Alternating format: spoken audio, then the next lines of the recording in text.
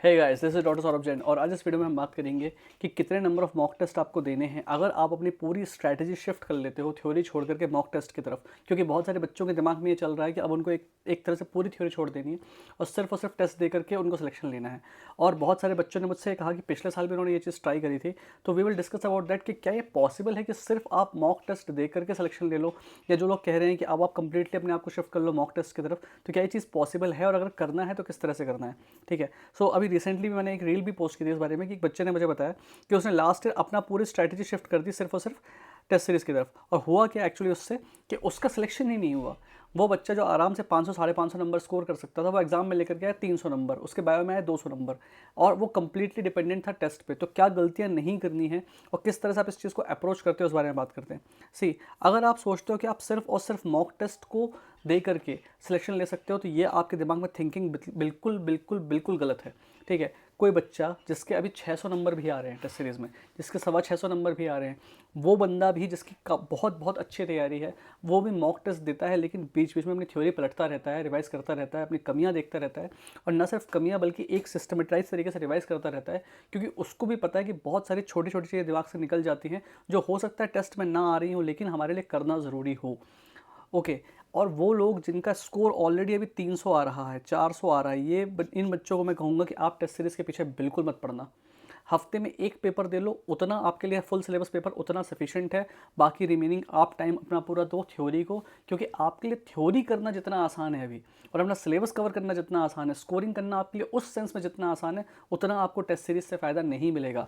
सो वो लोग जिनका स्कोर ऑलरेडी बहुत कम है, जिनका स्कोर अभी कम आ रहा है, 400 के आसपास आ रहा है, उन लोगों के लिए टेस्ट सीरीज से कई गुना ज़्यादा ज़रूरी है कि वो पहले अपनी थ्योरी कंप्लीट करें। Without theory if you are going for test series, it is a mistake, don't do that. Okay. So mock test केवल होते हैं एक डायग्नोस्टिक टूल, मतलब उनको देख करके, उनको दे करके आप ये समझ सकते हो कि आपकी कमियां क्या क्या हैं। अब कोई बंदा जिसका स्कोर ऑलरेडी बहुत अच्छा आ रहा है, वो तो अपनी टेस्ट दे करके ये देख सकता है कि छोटी मोटी कहाँ कहाँ गलतियाँ हो रही हैं और उनको वो सुधार सकता है, और वो तुरंत दूसरे टेस्ट पे जा सकता है।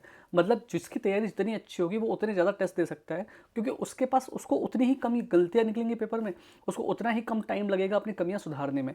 लेकिन वो बंदा जिसका सिग्निफिकेंट अमाउंट ऑफ सिलेबस अभी बचा हुआ है, जिसके नंबर ही इतने कम आ रहे हैं, इसकी बायो ढंग से नहीं हुई, वो इंसान जब टेस्ट देने जाएगा तो उसको पता है कि 30-40% मार्क्स जो हैं वो तो सिर्फ उसके इसीलिए कम हो रहे हैं क्योंकि उसका सिलेबस ही नहीं हुआ। तो पहली चीज़ तो ये है कि उसको अपना सिलेबस ढंग से कंप्लीट करना है, या एटलीस्ट इंपॉर्टेंट टॉपिक्स अपने कंप्लीट करने हैं। सो जिनका स्कोर कम है उनको टेस्ट सीरीज़ के पीछे नहीं भागना है, उनको पहले अपनी थ्योरी की चीज़ निपटानी है। ओके। आप क्वेश्चन सॉल्व करके आप अपना मार्क्स इंप्रूव नहीं कर पाओगे।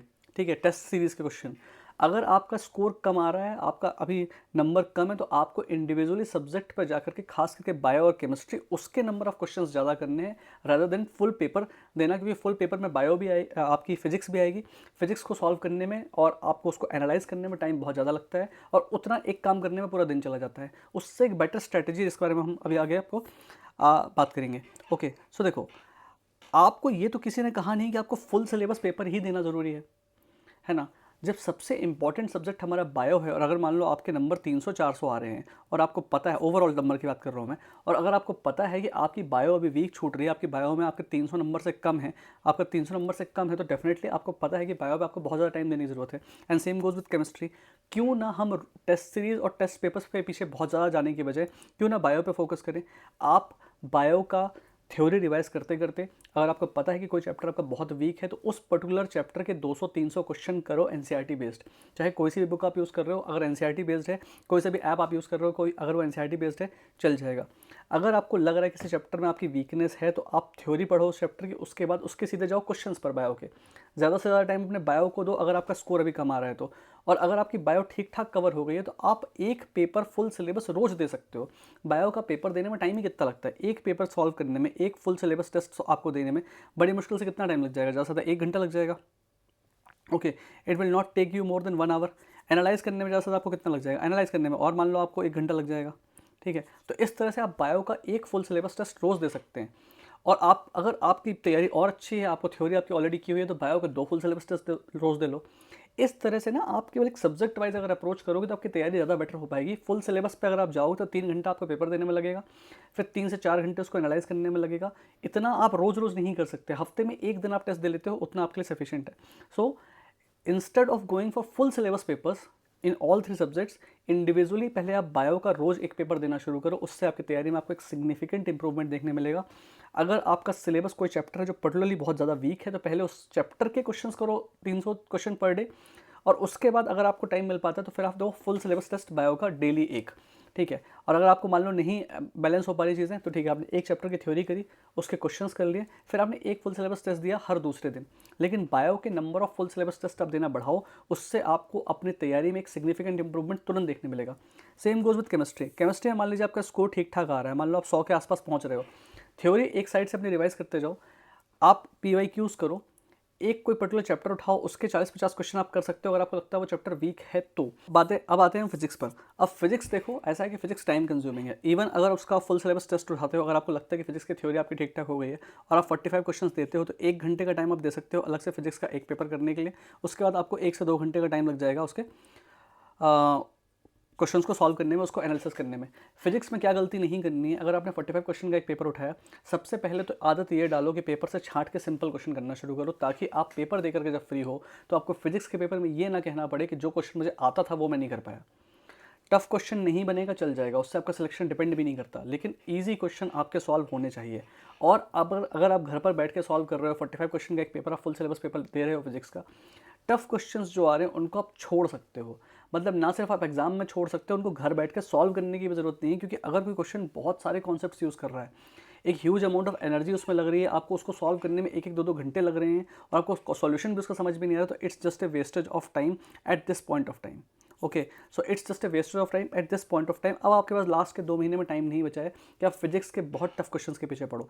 इसलिए आपकी स्ट्रैटेजी होनी चाहिए कि बायो का तो आप एक पेपर रोज़ दे सकते हो, बेस्ट केस सिनेरियो में एक दिन में 2-2 पेपर दे सकते हो बायो के फुल सिलेबस। अगर आपकी नहीं अभी पॉसिबल हो पा रहा तो हर 2 दिन में आप फुल सिलेबस एक बायो का पेपर दे सकते हो। केमिस्ट्री का एक फुल सिलेबस पेपर आप 2-3 दिन में एक बार दे सकते हो, और फिजिक्स का आप एक पेपर हर 3 दिन में एक बार दे सकते हो, और हर 7 दिन में आप एक बार पूरा full syllabus physics chemistry bio के कंबाइंड पेपर दे सकते हो। टेस्ट सीरीज़ के हिसाब से भी आप चल सकते हो, ठीक है।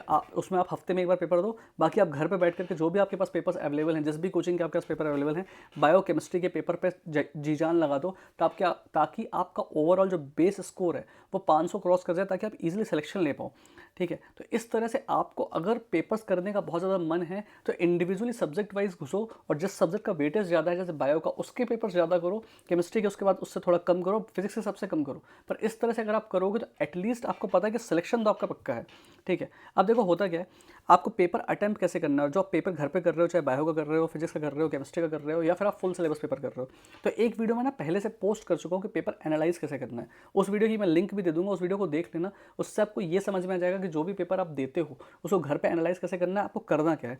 ओके, एक गलती बच्चे कर रहे हैं जिस बारे में अलग से बहुत गौर से सुनना है इस चीज़ को।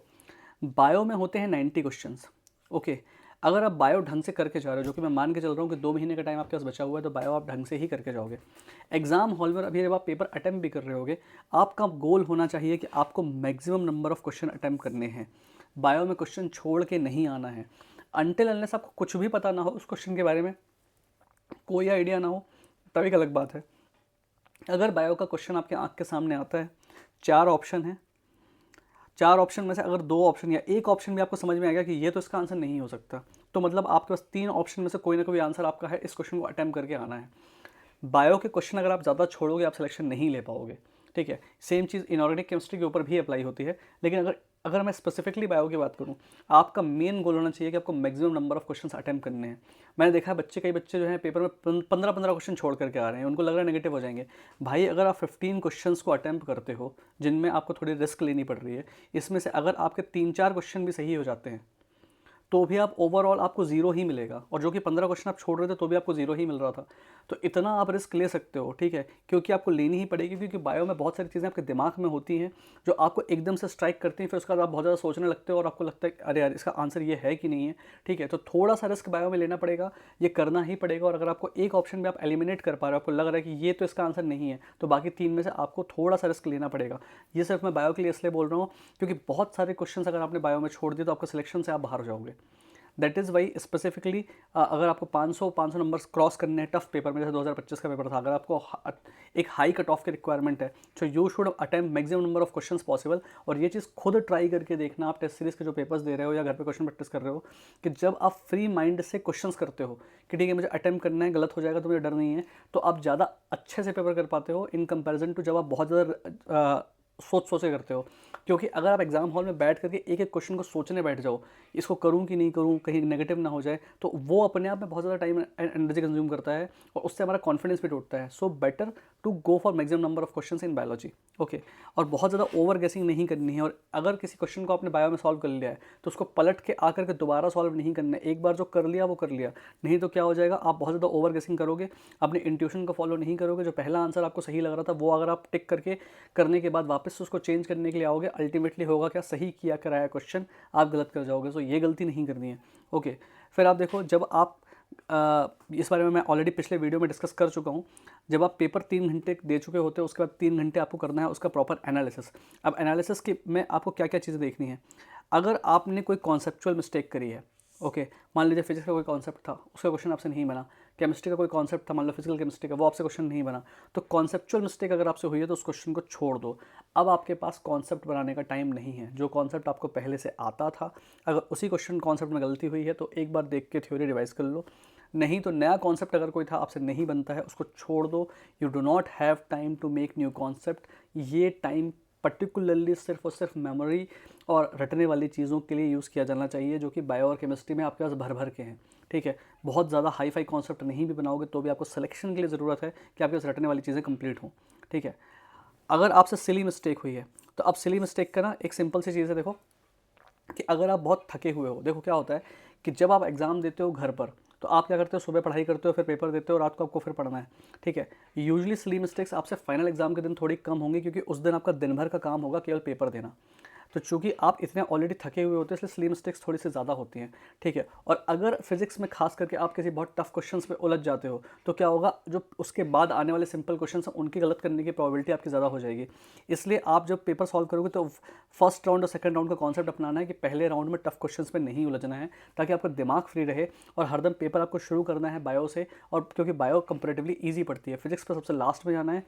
वो चीज़ें जिनमें बहुत ज़्यादा दिमाग लगेगा, बहुत विल पावर लगेगा, उन चीज़ों को बाद में करना है। उससे आपके सिली मिस्टेक होने की प्रोबेबिलिटी कम हो जाएगी।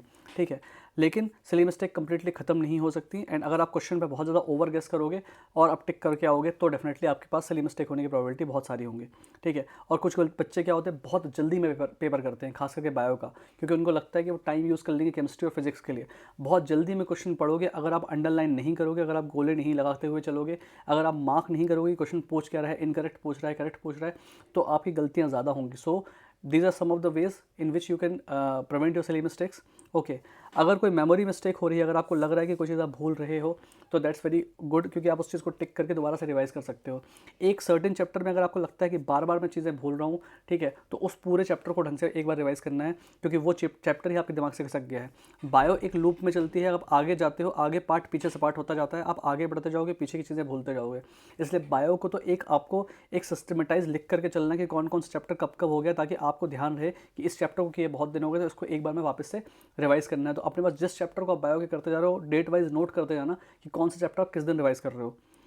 ठीक है, बाकी गैस के बारे में मैंने बात कर ही ली कि बायो में तो आपको maximum number of question attempt करने हैं। ठीक है, ओवर थिंकिंग करोगे तो डेफिनेटली आप क्वेश्चन गलत करके आओगे। तो इसलिए बहुत ज़्यादा अगर आपको गैस करने का मन है, तो जो फर्स्ट आंसर आपके दिमाग में आता है उसको ही मान के चलना है। ठीक है, टॉपिक्स जो हैं आपके, पूरे चैप्टर आपको रिवाइज नहीं करना, आपको लिमिटेड टॉपिक्स रिवाइज करने हैं, लेकिन एक सर्टेन टाइम के बाद अगर आपको लगता है कि पूरा चैप्टर ही दिमाग से खसक गया है, तो उस चैप्टर को रिवाइज करना है। तो पेपर जब आप करते हो तो आपको मिस्टेक्स अपनी रिवाइज करनी है, लेकिन एक सर्टेन टाइम के बाद अगर आपको लगता है कि उस चैप्टर को किए हुए बहुत टाइम हो गया है, तो उस चैप्टर को भी रिवाइज करना है। Okay, so why I am focusing this much कि आपको पेपर देना है। मैं ये नहीं कह रहा हूँ फुल सिलेबस पेपर देना है कि आप पूरा दिन लगा दो उस चीज़ में, लेकिन मैं बायो और केमिस्ट्री के पेपर्स की फ्रिक्वेंसी बढ़ाने की बात ज़रूर कर रहा हूँ। खास करके बायो के एक फुल सिलेबस पेपर को मैं रोज़ देने की बात कर रहा हूँ, क्योंकि वो बल्क ऑफ द सिलेबस है। अगर आपने बायो पे फतह पा ली तो आप मान के चलो कि आप एग्ज़ाम निकाल ले जाओगे, क्योंकि बायो ही सबसे ज़्यादा आपका बल्क स्कोर क्रिएट करती है। फिजिक्स केमिस्ट्री में नंबर कम भी होता है ना, तब भी काम चल जाता है। और इस देश में सबसे ज़्यादा प्रॉब्लम यही है कि लोग बायो पर ध्यान नहीं देते, फिजिक्स केमिस्ट्री के पीछे पीछे पड़े रहे होते हैं क्योंकि वो टफ़ पड़ती है। तो लोगों को लगता है कि अगर आपने फिज़िक्स और केमिस्ट्री नहीं करी तो मतलब आपने पूरा एफर्ट नहीं दिया, आपने ईमानदारी से काम नहीं किया। जबकि एक्चुअली आपको आप अपना कॉमन सेंस यूज़ करो और उस चीज़ की तरफ जाओ जहाँ पर आपका स्कोरिंग ज़्यादा होनी है। ओके, तो पेपर्स आप जब ज़्यादा दोगे, भले ही आप केवल बायो एंड केमिस्ट्री के पेपर्स ज़्यादा दो, जो मैं कह रहा हूँ, एक तो क्या होता है कि पेपर सॉल्विंग भी अपने आप में एक स्किल है। आप पेपर देते रहोगे, आपको बहुत सारी चीज़ें पेपर के अंदर की ऐसी समझ में आएंगी जो नॉर्मली आपको समझ में, पेपर का पैटर्न समझ में आना शुरू हो जाएगा। पेपर देते देते आपको ये समझ में आ जाएगा क्वेश्चन पूछ क्या रहा है, और आपको कई बार तो ना क्वेश्चन पढ़ते ही ऑप्शन देखते एक आइडिया हो जाएगा कि इसका आंसर एग्जामिनर एक्चुअली ये पूछना चाह रहा है। ठीक है, दूसरा आपको ना पैटर्न रिकॉग्नाइज होने लगेंगे। कई बार क्या होता है कि आपको समझ में आता है कि अच्छा इसने answer A B C D दिया हुआ है, ऑल ऑफ द अबव ही इसका आंसर लग रहा है, या नन ऑफ द अबव ही इसका आंसर लग रहा है, या इसमें A and B both correct बोल रहे हैं, यही इसका आंसर है। ठीक है, तो आपको कई बार क्वेश्चंस देख करके भी समझ में आ जाता है कि इनका पैटर्न क्या है, किस टाइप से पेपर चल रहा है और आपका आंसर बेसिकली क्या होगा। और ये क्या होता है, इसलिए आपको ना मिक्स्ड कुछ एक कभी इस कोचिंग का पेपर दे लिया, जब आप बायो में खास करके ज़्यादा पेपर्स दोगे तो आप थोड़ा कोचिंग 2-3 कोचिंग्स के पेपर फॉलो करना, ताकि आपको एक ही टाइप के पैटर्न के क्वेश्चंस ना मिले, डिफरेंट टाइप के पैटर्न्स के क्वेश्चन भी मिले। ठीक है, इमोशनल स्टेबिलिटी आपको आती है अगर आप पेपर देने की प्रैक्टिस करते हो, क्योंकि आपको ना एग्जाम हॉल में ये हैंडल करते बनने लगता है कि किसी भी टाइप का पेपर आ जाएगा तो आप उससे डील कर लोगे, और एक टाइम के बाद ना पेपर देते देते आप ना बहुत नॉर्मलाइज हो जाते हो पेपर के लिए। आपको लगता है कि ठीक है पेपर ही तो है, तो फाइनल एग्जाम के दिन में आपको बहुत नॉर्मल ही फील होता है, आप घबराते नहीं हो। ठीक है, आपका स्ट्रेस धीरे धीरे करके कम होने लगता है अगर आप पेपर ज़्यादा देते हो। और ज़रूरी नहीं है आप फुल सिलेबस पेपर ही दो, जो पार्ट आप पेपर दोगे वो भी अपने आप में बहुत कॉन्फिडेंस क्रिएट करता है। ओके, और इनर कॉन्फिडेंस आपका बढ़ता है जब आप पेपर्स ज़्यादा देते हैं। So you have to go after theory, but you also have to do papers. And वो लोग जिनका स्कोर कम आ रहा है वो इंडिविजुअली पेपर्स पर जा सकते हैं। बायो का पेपर्स आपको ज़्यादा देने हैं, इंडिविजुअली बायो के पेपर्स आपको ज़्यादा देने हैं, वो आपका स्कोर अच्छा खासा खींच देगा। अगर आप बायो के अंदर ही 320 नंबर के आसपास स्कोर करने लगते हो, केमिस्ट्री में 100 नंबर करने लगते हो, फिजिक्स में 70-80 नंबर करने लगते हो, तो भी आपका स्कोर 500 के आसपास आ जाएगा। अगर पेपर ईजी आता है तो आपका बायो का ये स्कोर 340 भी पहुँच सकता है। अगर आपका पेपर ईजी आ जाता है, केमिस्ट्री का स्कोर आपका 120-130 तक भी ईजिली पहुँच जाएगा। फिजिक्स का स्कोर आपका 100 तक पहुँच सकता है, तो भी आपके कितने हो गए, ये 560 नंबर के आसपास हो गए। It is still better than scoring 400 which you are scoring right now.